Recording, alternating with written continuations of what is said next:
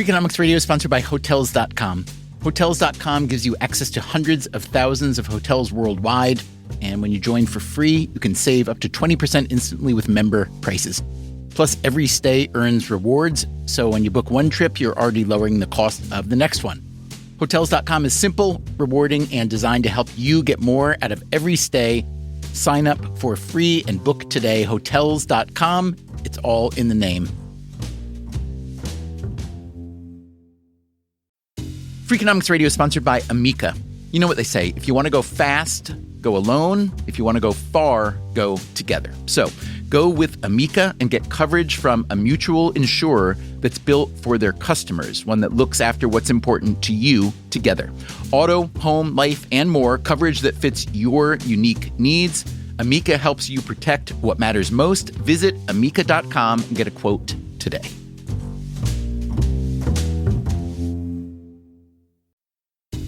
Freakonomics Radio is sponsored by Mint Mobile. Ditch overpriced wireless with Mint Mobile. Cut your wireless bill to $15 a month at mintmobile.com/freak. Upfront payment of $45 for 3 months, $90 for 6 months, or $180 for 12 months. Plan required, $15 per month equivalent. Taxes and fees extra, initial plan term only. Greater than 50 gigabytes may slow when network is busy, includes up to 20 gigabytes hotspot. Capable device required. Availability, speed, and coverage varies. See mintmobile.com.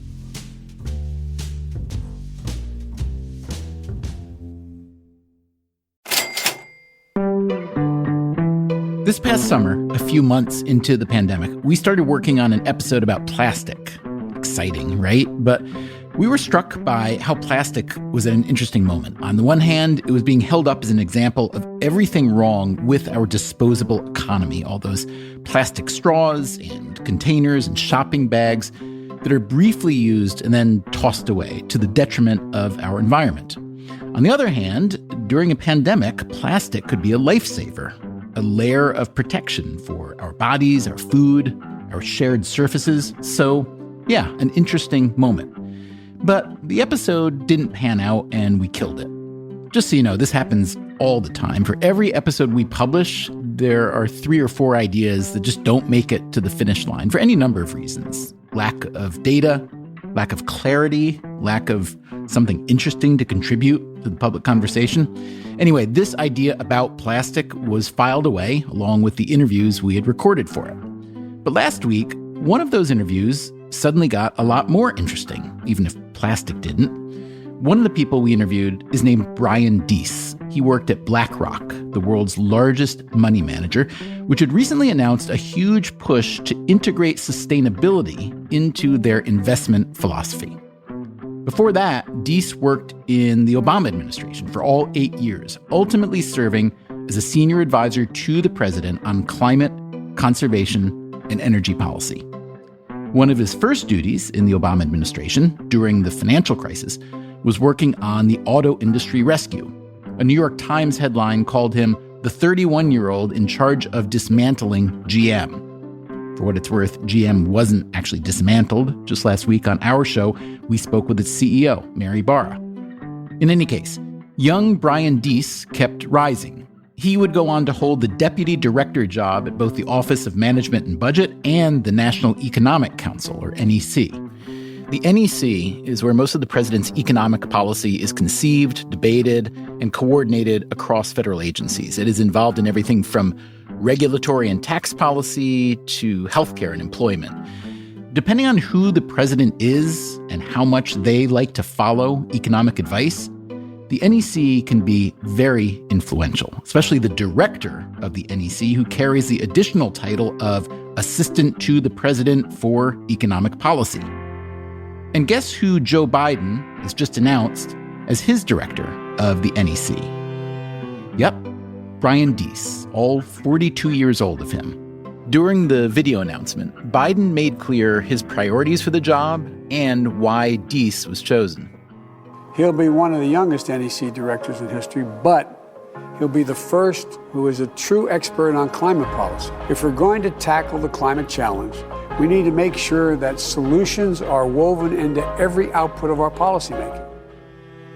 When I saw news of the Deese appointment, I went back and listened to the interview we'd done with him for that ill-fated plastics episode. I was reminded of why we killed the episode, but I was struck by how interesting the Deese interview was if we wanted to examine the worldview of someone who is about to become assistant to the president for economic policy, especially for a president who has elevated climate policy and, maybe more important, equated climate policy with economic policy. So we thought you might like to hear this interview too. Inevitably, it does not cover many of the economic issues Deese will face immediately at the NEC, like the continuing economic damage caused by the pandemic. But I do think it gives a pretty good look at how Brian Deese thinks and operates. His appointment, which doesn't require Senate approval, by the way, has so far not garnered much pushback. The most vocal critique has been from progressives, including a climate group called Sunrise Movement, which protested his appointment outside BlackRock headquarters in New York. They have said the Biden administration shouldn't include anyone from BlackRock until the company upgrades its sustainability standards. For what it's worth, another young BlackRock employee, Wally Adeyemo, was just named to the number 2 job at Treasury under Janet Yellen. So BlackRock is starting to look like this administration's Goldman Sachs. We reached out to some former White House economists, Democrats and Republicans, for their take on Brian Deese.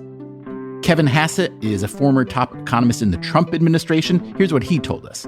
Brian is a fantastic choice. The White House is a place with its own rules and its own rhythms, and neither make much sense in the abstract. Having a person running the economic team with his deep well of experience will help them hit the ground running. And this is from Jason Furman, a Democrat with whom Deese worked in the White House. Brian Deese is one of the most remarkable people I have ever seen in economic policy. It is notable that someone with his knowledge and passion on climate change will be coordinating economic policy for President Biden. Deese grew up in the suburbs of Boston. His mother is a policy analyst for a clean energy think tank. His father is a political science professor at Boston College with a focus on climate politics. So, apple tree not falling very far from, yada yada. Brian Deese went to Middlebury College and studied political science. He also got a law degree from Yale. He still lives in the Boston suburbs with his wife and 2 young kids, at least until he heads to the White House in a few weeks. Our conversation with Brian Deese, incoming director of the National Economic Council, begins right after this.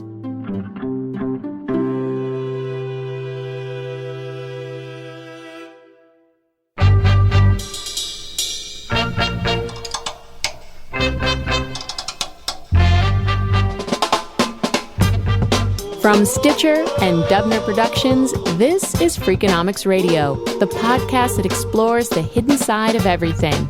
Here's your host, Stephen Dubner.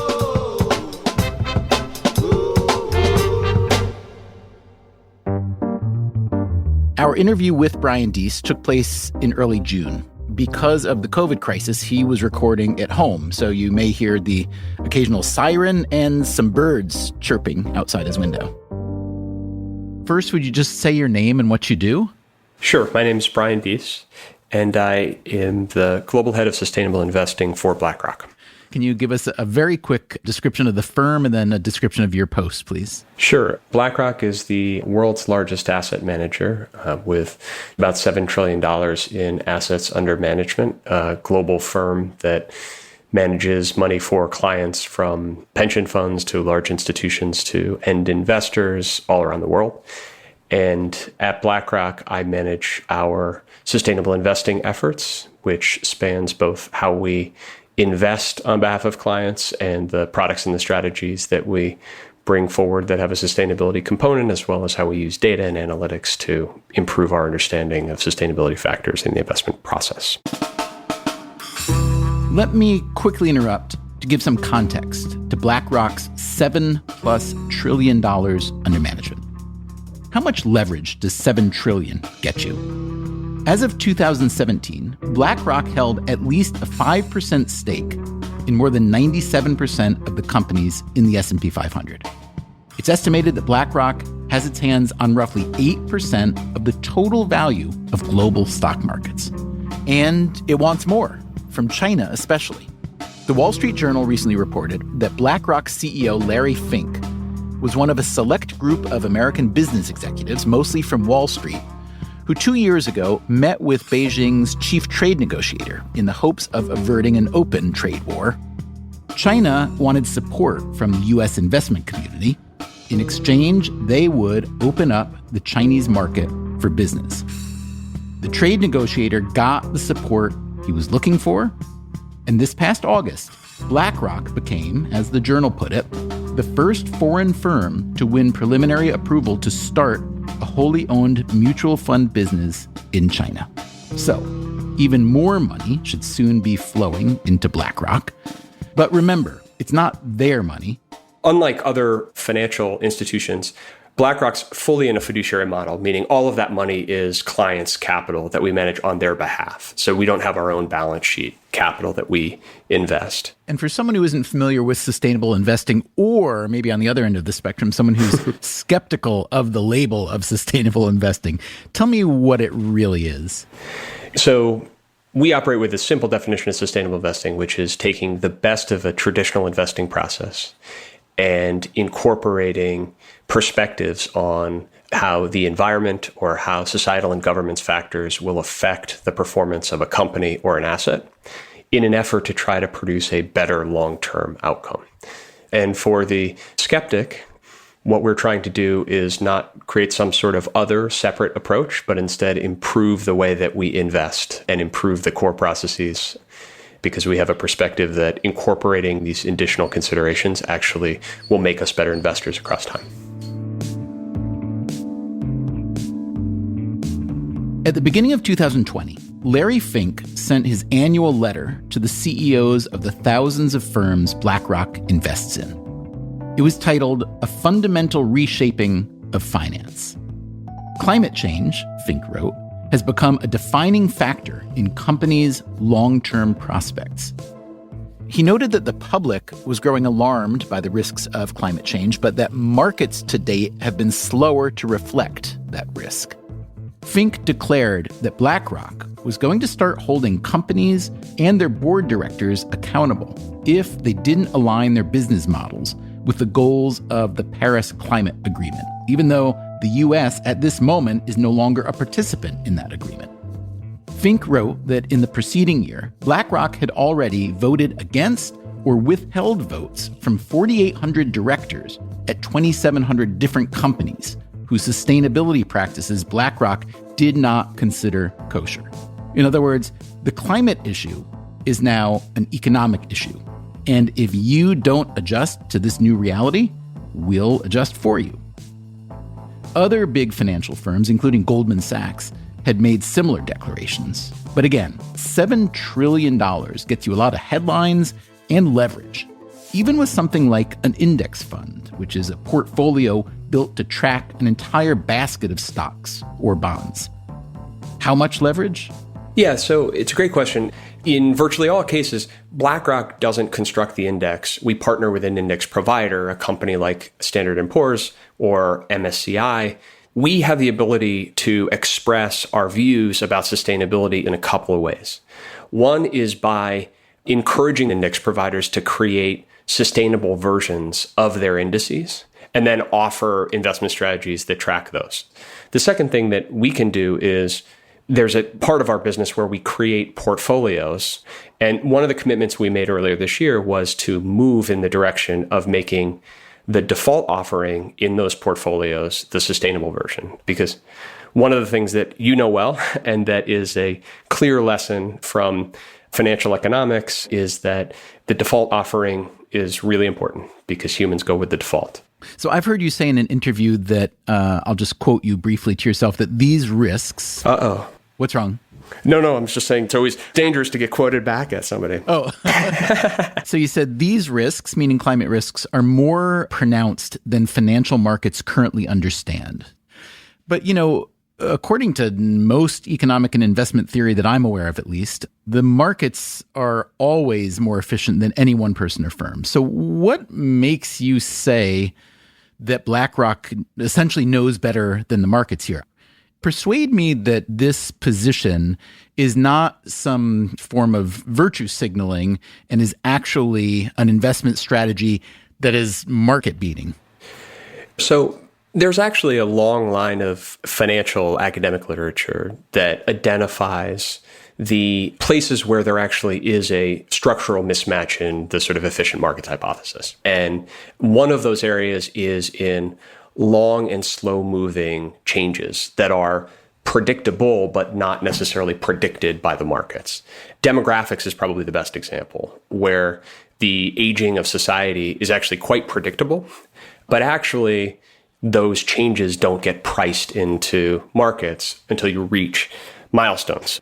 And climate change really is a good example of that type of slow-moving phenomenon. Our admonition is that climate risk is investment risk, that markets have not figured out how to effectively incorporate this, in part because most financial models are predicated on this idea of climactic stability. And so our models have gotten quite used to that. Our view is not that we have uniquely cracked the code, but instead to signal that our models, as well as others, don't fully capture this. So, Brian, your background is in politics and policy of the Democratic and progressive flavor, the Obama administration, all 8 years, and the Center for American Progress. So how did a guy like you end up working at the world's largest asset manager, albeit in a sustainability role, but still, how'd that happen? Well, a lot of the work that I did in government was focused on economic policy. That's my core area of expertise. And in the second half of the Obama administration, I spent a lot of time on the issue of climate change. And we were trying to get our own government, as well as governments of the world, to put in place policy frameworks that would encourage more private capital to move toward lower carbon solutions, be those in the production of energy or in the way that we operate our vehicles or our homes and businesses. And a lot of that was really designed to encourage private investors to shift the way that they invested and understand these risks more generally. So when I came out of that experience, I thought I really want to put my money where my mouth was and figure out how private investing can actually help to accelerate these processes globally. And I figured that BlackRock had an appetite to do more in sustainable investing. And when we get this right, the way that BlackRock orients itself often ends up affecting change throughout the investing ecosystem. So that was something that was attractive to me. So according to everything I've read, everybody I've ever talked to about President Obama, he cared deeply about these issues, energy, sustainability, climate, et cetera, et cetera. We have a sort of long-standing debate within the show about how much leverage the president actually has in moving the needle on issues like this that are big, complex, multiplayer issues. Considering how much he did care, how successful long-term would you say those policy and political efforts were, looking at it now from, 3+ years back? I would say that on an issue as complicated and multifaceted as climate change, it requires real discipline and focus and patience to use all of those tools that a president has to actually create serious and durable change. And so if I think about our efforts internationally, President Obama started his first year in office trying to think about how to forge a new international consensus on climate change. And it took almost a decade of work to actually get us there. If I look back, that's an area where maybe counterintuitively, I think that that will be one of President Obama's most lasting legacies, because notwithstanding the change of orientation in the United States toward the Paris Climate Agreement, what we saw was that work that took place over many years, complicated, requiring patience, has actually fundamentally changed the international consensus. And the largest emitting countries of the world, absent the United States, have actually doubled down on their commitment to that basic framework. So that's a place where you see the benefit of staying at it and being patient and working in incremental steps to try to really change the way consensus is built. There are other areas where the impact is less durable because you've got a regulation that can be rolled back by a subsequent administration. Rolling back regulations is something that now happens routinely in Washington when a new president comes in. It certainly happened with Trump, who rolled back dozens of environmental regulations. This was doable because Obama often created those regulations through executive order rather than the legislative process. And the executive orders of one president can often be easily undone by the next one. We looked into this issue at some length in a 2016 episode, which we put out before Trump was elected, by the way. The episode was called, Has the U.S. Presidency Become a Dictatorship? Because the last several presidents have increasingly relied on executive orders when they don't have the legislative leverage to make a more durable change. So, Obama created environmental and other regulations that Trump rolled back with his own executive orders, and which Joe Biden, as of next month, will almost certainly unroll back, although with some changes to be sure.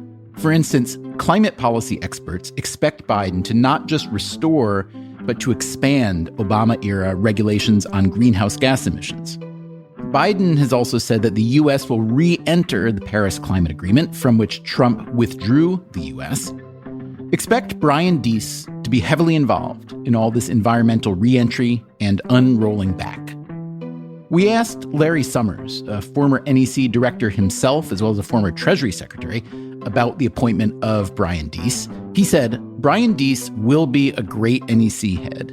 He cares deeply about policy, is skilled at process, and shrewd about politics, just what the job requires. We'll be back in a minute with more of our conversation with Brian Deese.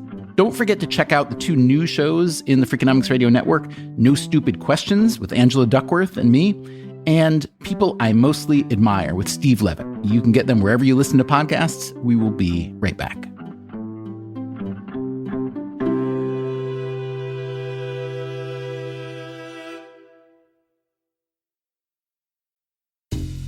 Freakonomics Radio is sponsored by Cash App.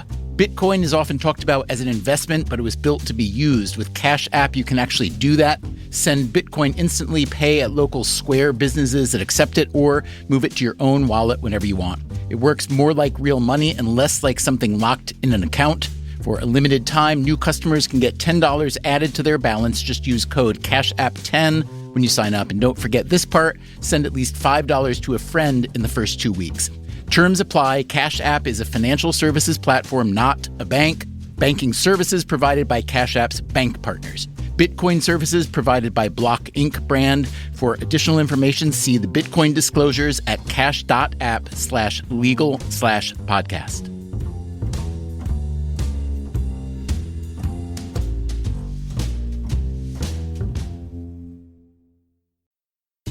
Freakonomics Radio is sponsored by Figure. Did you know that 40% of homeowners own their home outright?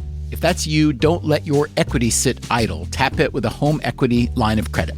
Figure, the #1 non-bank HELOC lender in the U.S., helps tap equity you've built in your home so you can do things like tackle a renovation or pay down debt. HELOC is a line of credit secured by your home. You can draw what you need, repay, and draw again. Figure offers a 100% online application. Get approved in 5 minutes and funding in as few as 5 days. It's faster than a bank loan and cheaper than a personal loan. Check your rate today without impacting your credit at figure.com/Freakonomics. This post is sponsored by Figure, NMLS ID 1717824. Figure is an equal housing lender. For more information about their licensing, visit nmlsconsumeraccess.org. Figure's HELOC is subject to credit approval and terms apply. Freakonomics Radio is sponsored by LinkedIn Ads. Ever invested in something that didn't live up to the hype? Marketers know that feeling. They optimize for the numbers that look great, like impressions, but then they don't see revenue. LinkedIn has a word for that: bull spend. Instead, you can get the highest ROAS of major ad networks with LinkedIn. Cut the bull spend, advertise on LinkedIn. Spend $250 and get a $250 credit. Go to linkedin.com/Freakonomics. Terms apply.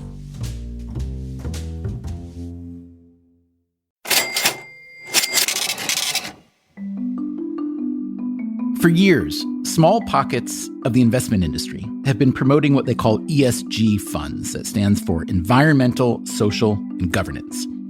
When BlackRock CEO Larry Fink sent out his annual letter in early 2020, he made the argument that ESG thinking was no longer just a matter of taste or conscience. It had become a straight-up economic issue, driven in large part by changing public awareness. In the near future, he wrote, and sooner than most anticipate, there will be a significant reallocation of capital. Of course, when the head of the world's largest investment fund says there will be a significant reallocation of capital into companies with better ESG credentials, well, there will be. So I asked Brian Deese, Joe Biden's pick to run the National Economic Council, and who at the time was the global head of sustainable investing at BlackRock, how much reallocation had already happened as a result of Larry Fink's declaration. Well, industry-wide, you've seen dramatic growth in the assets in sustainable strategies, but off a very low base. So we've got about $1.2 trillion in assets globally in dedicated sustainable strategies. In the first quarter of 2020, during a pandemic and a historic market sell-off, you saw a 40% increase in that base globally. So the basic story is very significant growth, but we're still in early days because as a share of total assets in the investable universe, it's still very, very small. Again, the traditional skeptical view would be that you have to trade off return in order to access some degree of sustainability. In the first quarter of this year, 94% of index funds that have a sustainable variant beat their traditional market cap benchmark. In terms of the returns in that first quarter, you and your co-authors, I know in a report, point to factors like customer relations and board effectiveness, which are part of the ESG umbrella for sure, but those seem like the general components that everyone wants for better managed companies. How can you persuade us that sustainability per se is driving those better returns and not some confounding factor that may travel along with firms that say they're interested in sustainability? The first thing we wanted to test against is, well, this is really an energy story, right? There's often a sense in which sustainable strategies may be structurally less invested in oil and gas companies or traditional energy. That is true in some cases, but even when you isolate and test this holding sectors neutral, you still see that the tilt toward more sustainable companies is generating some excess return. So then you break down and say, well, what's actually driving that? So the ability to measure, for example, companies that have better employee engagement and better relationships with their customers does actually seem to position companies differentially during this period. And you can say, well, that's intuitive. A company that has a more engaged workforce, a more attached workforce is going to be better able to navigate a historic crisis like this where you have to shift paradigms very quickly. But in a lot of traditional financial analysis, you're not weighting creative ways at actually measuring employee attachment. And so that's really what sustainable investing is all about, is identifying things that you think, yes, are intuitively going to contribute to the financial performance of a company, but because they haven't traditionally been thought of as quote unquote financial metrics, they've been given less priority in financial analysis. Brian Deese is, of course, talking BlackRock's book here, and you can't blame him for that. BlackRock was his employer during the interregnum between Presidents Obama and Biden. But now, heading back to the White House as the most prominent voice on economic policy, it will be interesting to see how Deese and Biden, of course, try to balance the relationship between the large and powerful investment industry, the companies they invest in, and government itself. The Republicans generally accuse the Democrats of being anti-business. Will the presence of someone like Brian Deese as head of the NEC change that? True, he is a sustainability guy, but he's also a financial services guy. He might get more flack from the left. Here's one thread worth pulling on. Last week, more than 40 big U.S. corporations, including automakers and energy firms, sent a letter to Congress and the Biden transition team. The letter was titled, "In Support of Ambitious, Durable, Bipartisan Climate Solutions."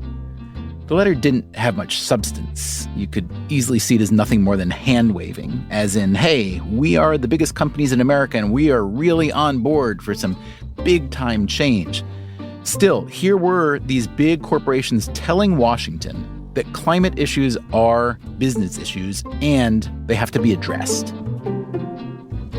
But the progressive wing of the Democratic Party, best exemplified by Bernie Sanders and Alexandria Ocasio-Cortez, They generally argue that corporations aren't to be trusted, much less brought into the fold, when it comes to energy and sustainability.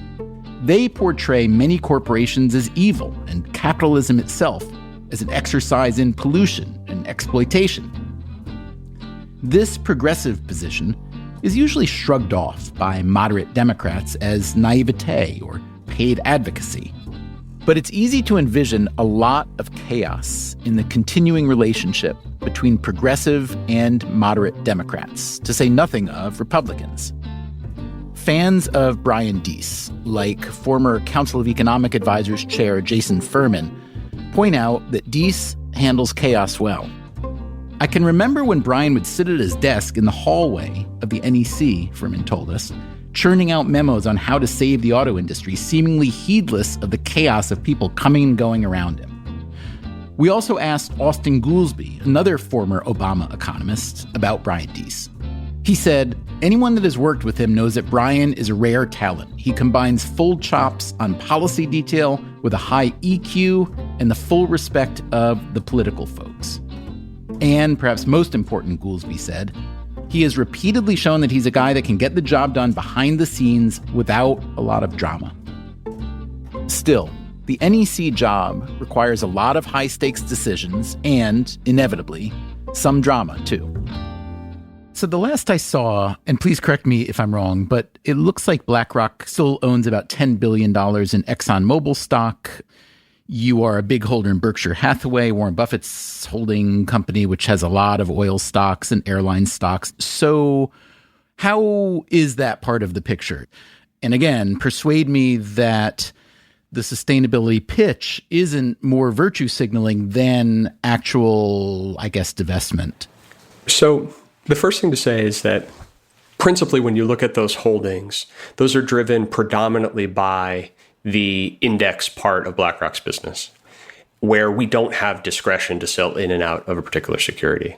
And so the ability to change that over time is associated with our ability to offer sustainable variance and then encourage clients to consider those, including by the use of defaults. But the second thing to say is that there is a misconception that sustainable investing is equated with divestment. And certainly thinking about excluding certain types of companies or certain types of risks is one way of approaching the issue. But the flip side is if you believe that these sustainability elements actually are drivers of return, then there's an opportunity element as well as a risk element. And so the way that we think about this is actually trying to identify differential performance on sustainability and think about skewing between companies within a particular industry. So think about in oil and gas. Theoretically, ExxonMobil offers something along some dimensions of sustainability that some other oil company might not. Is that the implication?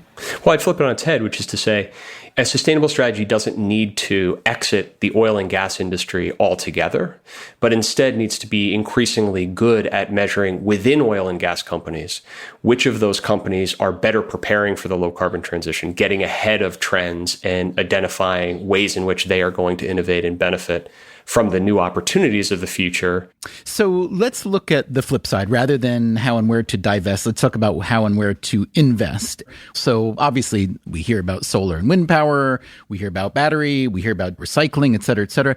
Tell us something we probably don't know about sustainability practices where there's a strong positive momentum. Sure.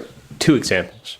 The first is the issue of cybersecurity, which isn't naturally or the first place where somebody goes when they think about sustainability. But actually, the ability to protect your company from cyber-related attacks is largely a function of your employee management issues, because most cyber attacks are a function of human error, lack of good training, and lack of employee attachment and commitment to staying on that training.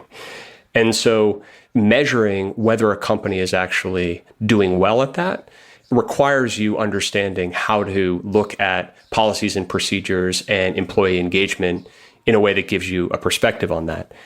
In the world we find ourselves in today, that becomes increasingly important because we now are experimenting with an environment where companies have to massively disperse their workforces and operate on office networks remotely. And the risk of operating from home offices in terms of cyber attacks is exponentially greater. And we're seeing, unsurprisingly, in the first half of 2020, the amount of phishing attacks against these dispersed office networks has increased almost 100%. So if you have a perspective on which companies are better prepared for that, you can get ahead of a risk like that. The second idea is the question of managing your natural resource footprint. There's been a lot of talk about carbon footprinting and how carbon intensive is your business model. One of the things that we've found is that if you actually look at how much carbon a company emits, but also how much water a company uses per unit of output or unit of sales, and in particular, you look at the rate of change of that, meaning is a company getting better at being less carbon intensive per unit of sales, less water intensive per unit of sales, that actually gives you a really interesting measure into a company's operational performance. Not only because of the traditional rationale, meaning that company may be less susceptible to a carbon tax in the future or less susceptible to environmental regulations in the future, but actually because companies that are really good at managing that type of cost element actually are really good, well-managed companies. And it's a helpful and uncorrelated measure of operational performance that actually helps to broaden out your view of, is this a well-run company, beyond the traditional metrics that you use. So in terms of carbon intensity and carbon use generally, if there's one item that's caught on in public opinion as well as policymaking, at least municipal and state level policymaking, it's the plastic shopping bag and the view that it's really terrible and should be eliminated. Does the lowly plastic shopping bag even enter into your larger view on all these different investment and sustainable thoughts? Well, it certainly enters into my calculus because I'm somebody who generally uses recyclable shopping bags, but in the COVID environment, plastic bags have made a comeback. But look, it's a good example, right? The typical plastic bag gets used for 12 minutes. That's the lifetime of its usage. You know, most of our consumption model is built on a use and throw out, or use and throw out with some small share, 15% or some odd of recycling. But in order for the actual recycling economy to work, you have to really change the economics of these inputs. We've gotten better and better at doing cheaper and cheaper packaging. So those economics need to change, including with very significant government policy. Let me ask you from the consumer end, though, and just human behavior being kind of strange, as we all know, thinking about the plastic shopping bag, also thinking about the plastic straw ban that has gone into effect in some places, it does make me wonder if it will fall victim to what's called moral licensing, the idea that if I, as an individual, do some pro-social step, in this case, I did something good for the environment or for sustainability generally, that then I kind of have one in the plus column and I can spend it elsewhere. And I'm curious whether you see this fixation on end use of things like plastic bags and plastic straws being small gains that allow people to not focus on the bigger systemic changes that are necessary. Fascinating question. I guess I'd say two things. One is, I do think that those end use opportunities are ripe for thinking about how to operate nudges rather than regulations to really get the full benefit of the impact. Meaning, if you force people to consider the alternative, will you get 95 or 98% of the impact without it becoming a requirement that people may feel as if it's forced upon them and is less durable?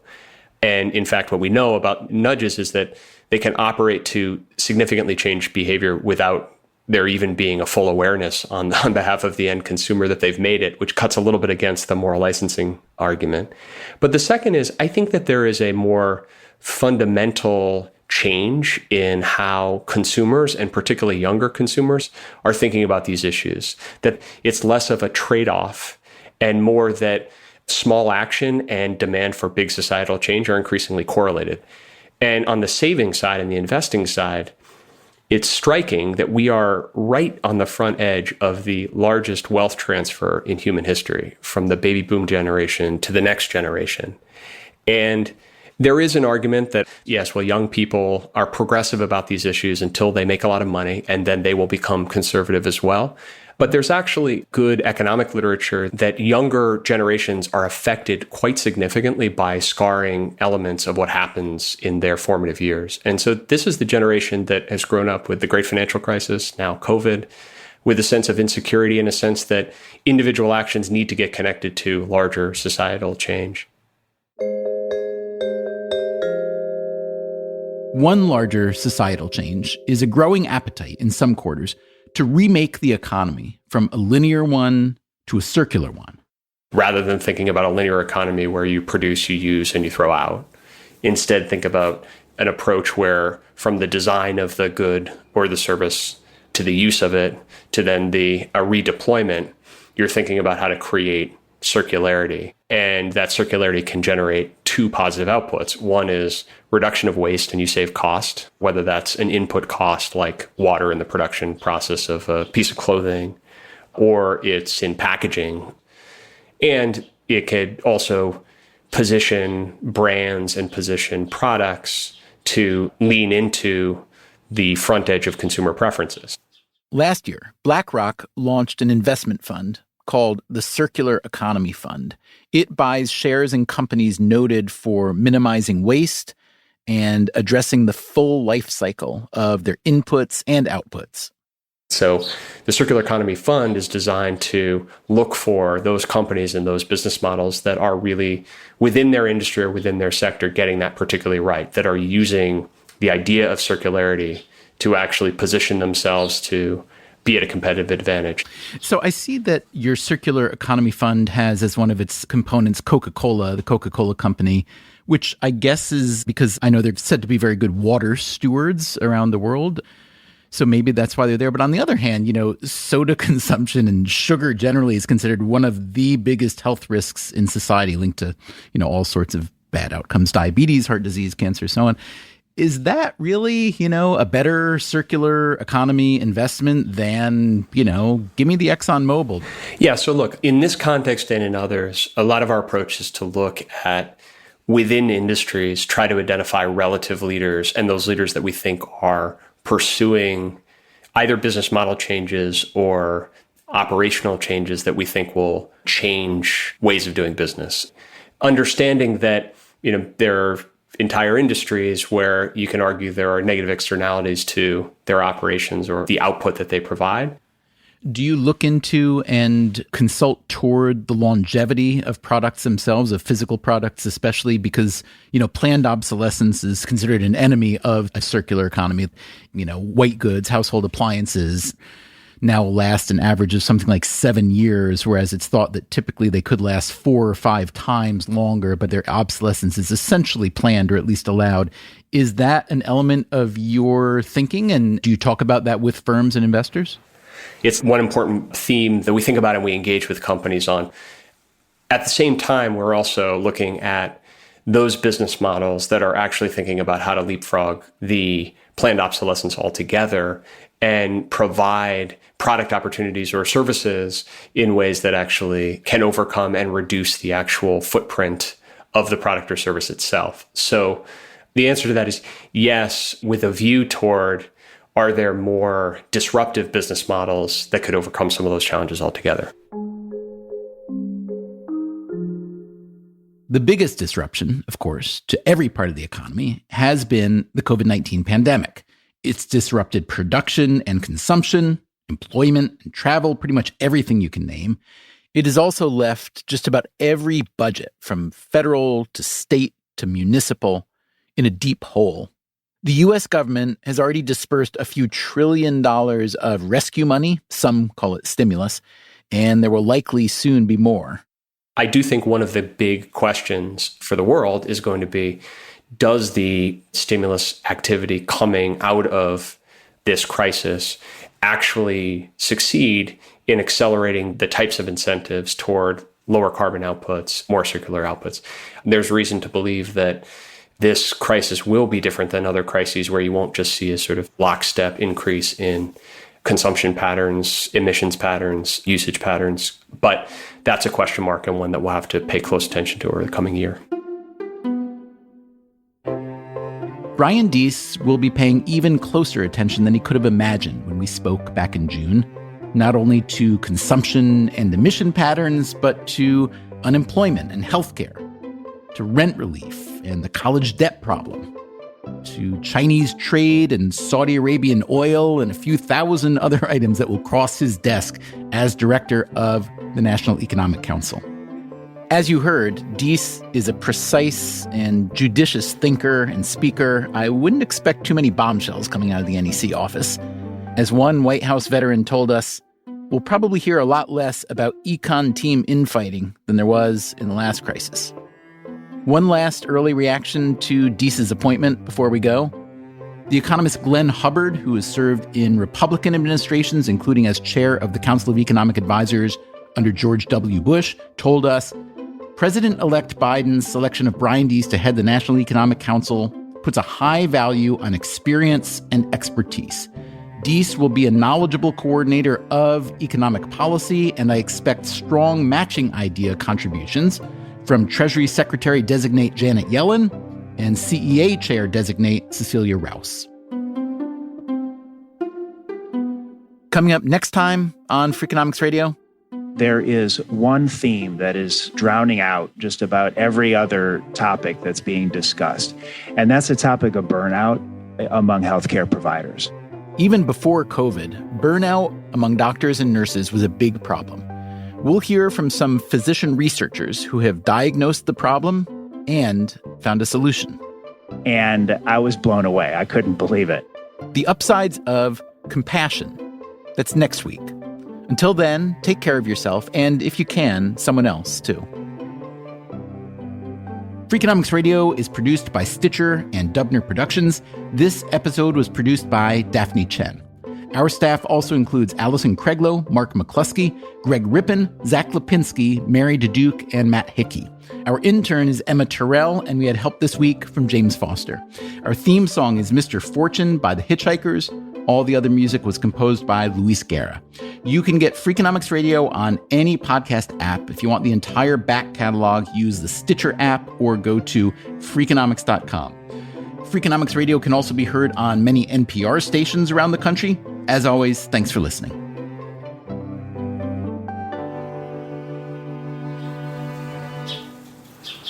Yeah, I love those birds. I don't mind the birds. And I can see the bird now sitting on the electrical wire outside my window. I mean, what are we going to do? Do you mind killing all the birds within earshot? Stitcher. Freakonomics Radio is sponsored by Ozempic. Innovation happens through rethinking what's possible, and when it comes to GLP-1s, Ozempic pill does just that. Learn more about Ozempic semaglutide tablets, 4 and 9 milligrams, by calling 1-833-OZEMPIC or visit Ozempic.com to view the medication guide and ask your doctor what's possible with FDA-approved Ozempic pill.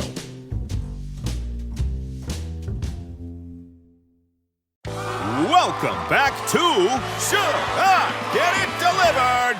Contestant, you're out of food and your meds, but are too tired to get up. Do you A, pout, B, beg your roommate, or C, get Walmart to deliver it all same day? Same day? Who knew? Gonna go with C, Walmart. That is correct. Walmart offers same-day delivery for prescriptions, groceries, and more. I love not leaving my couch. Walmart. Who knew?